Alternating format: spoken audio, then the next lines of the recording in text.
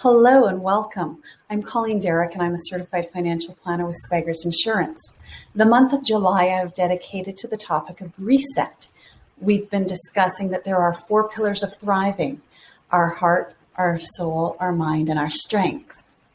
And that one of those cannot really activate well without the other.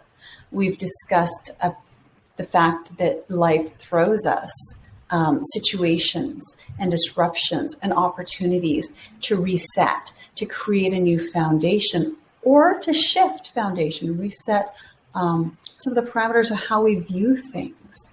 We've discussed that relaxation is a huge component to resetting. So heart, soul, mind, strength are 4 pillars of thriving. The first week, we discussed how from the heart, a soft heart, a generous heart, a flexible heart, that flows great strength. And that, again, that correlates to how we think about money, how we feel about money, and how we actually manage our money, and who we invite to be involved in that process with us. That fear and pride and poverty and shame can be barriers to healthy conversations, to engaging help, to being in a healthy frame of heart and mind and attitude to make positive financial decisions going forward, and how that a whole heart thriving can be demonstrated and evident in generosity and courage and confidence.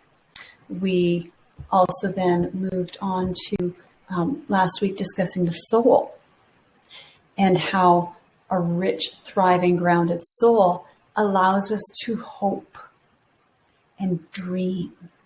How sustainability stems from timely pauses. That our soul needs those pauses to refresh, to gain perspective and reset. And again, how that impacts our money management.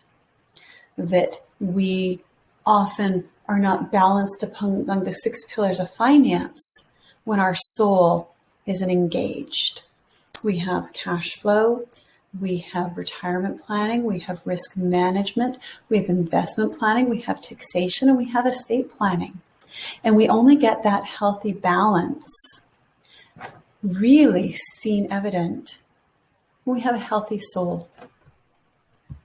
We've also discussed that how a healthy soul can be such a benefit to others, because again, when we hope and we dream for the future, we start integrating with those around us. So this week, the mind. The mind is what brings clarity. The mind is what stems ideas. The mind is what wraps around and dawns understanding. The mind is what we use for problem solving and decision making, creativity. So a sound mind, well, it steers a profitable ship. This is the source of our plan and our decisions. It breeds solutions. When our mind is foggy or toxic, complacent, weary, or unfocused, we cannot apply the information well, and we lose our cognitive functionality. Cause and effect, risk and reward become impossible to grasp with a compromised mind. With reduced ability to learn, with reduced ability for cognitive performance to be able to engage in that higher level thinking, with reduced ability to be able to react quickly, relationships and finances are harmed. We see poor uses of credit, rash decisions or no decisions, illogical application of information, and very linear thinking. We can also tend to see procrastination, decision-making fatigue.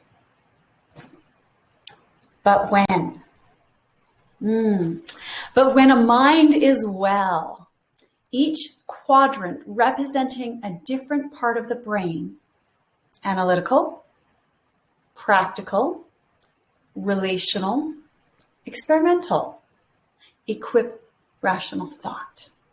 This is when we see creative problem solving. New skills are learned and applied information, and we apply wisdom, and we are okay to try new things.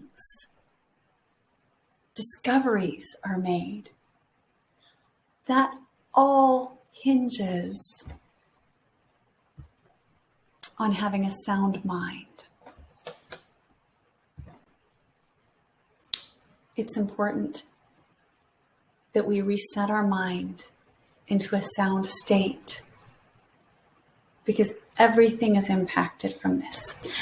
Colossians 3, verses 5 through, I think it's about 9, discuss resetting our mindset from a mind focused on death, anger, self, to a mind focused on love, redemption, restoration. Powerful things happen when our mind is released to embrace life rather than bound by death, defeat, boundaries that are not healthy boundaries, that are limiting boundaries, that are confining boundaries, when our mind isn't free to utilize all of its neural pathways. Perseverance stands on refreshing, and the mind is no different. To be able to persevere and apply knowledge and try things, we need to be refreshed. We need to reset our mind. We need to engage it on all of its quadrants firing.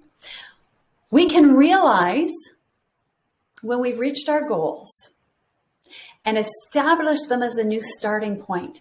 Great way to reset your mind. To say, I've learned these amazing things. I have overcome these obstacles.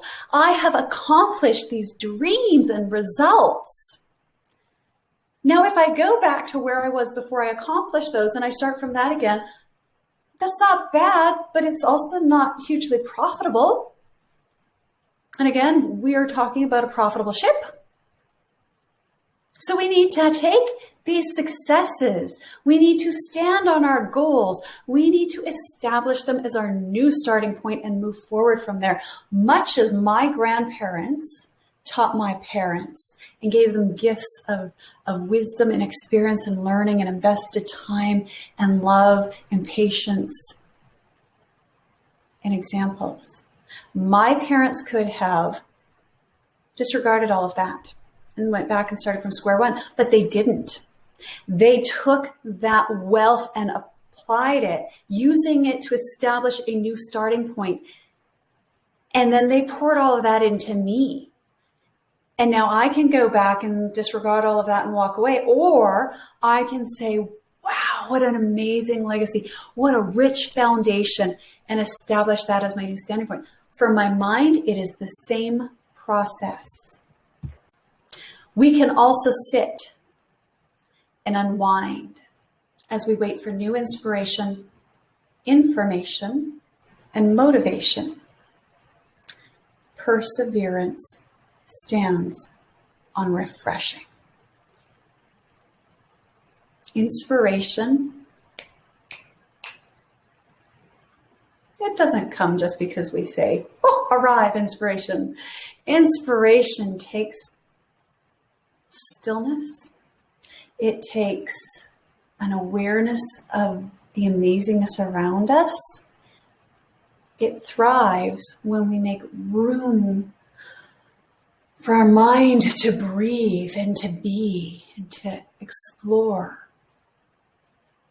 Information.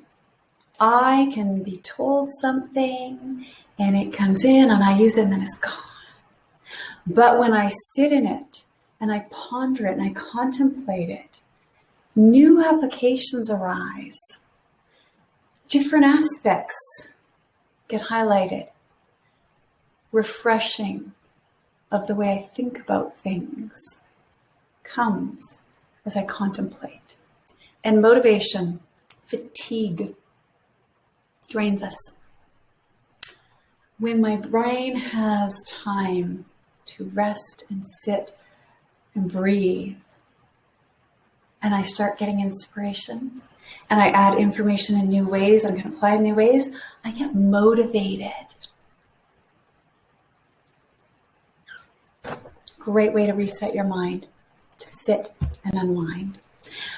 We can also stop and dig in, discovering new knowledge, cultivating new skills, and making new connections.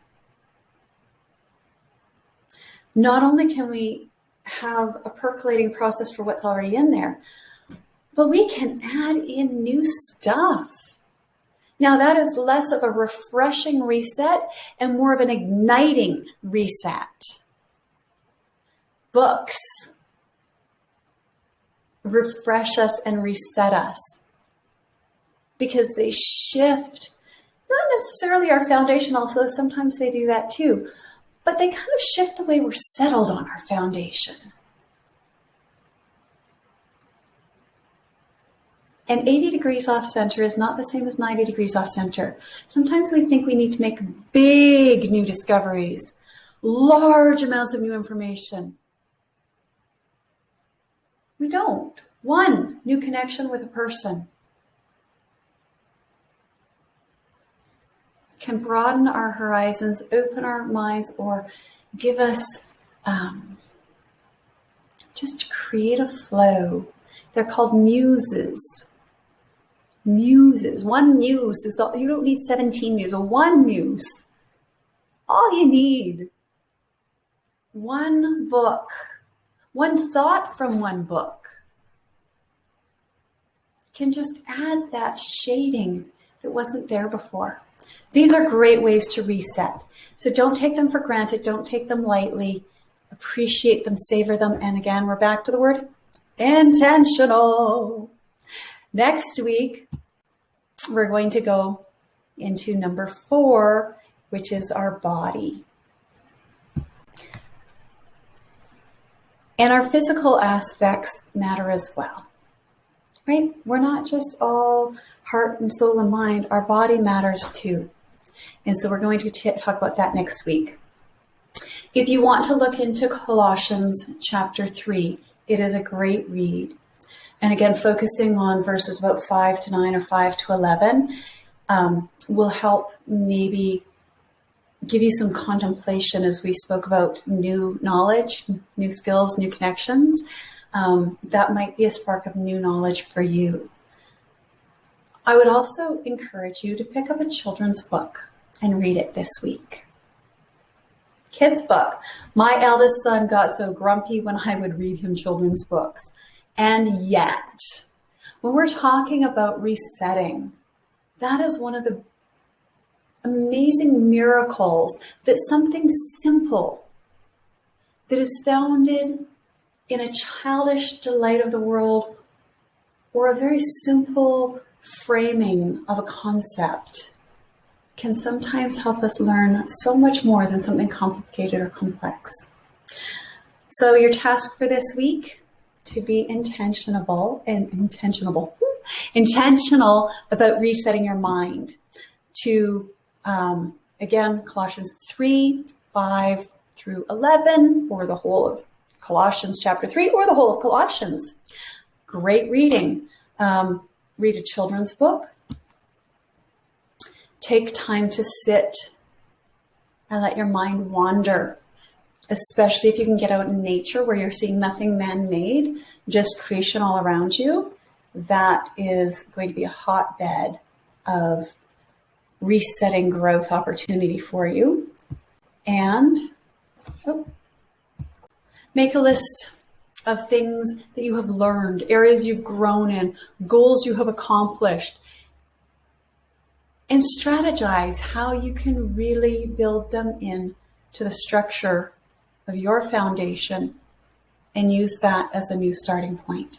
Have a great week, and I'll see you next week. We're going to finish off our reset with the physical.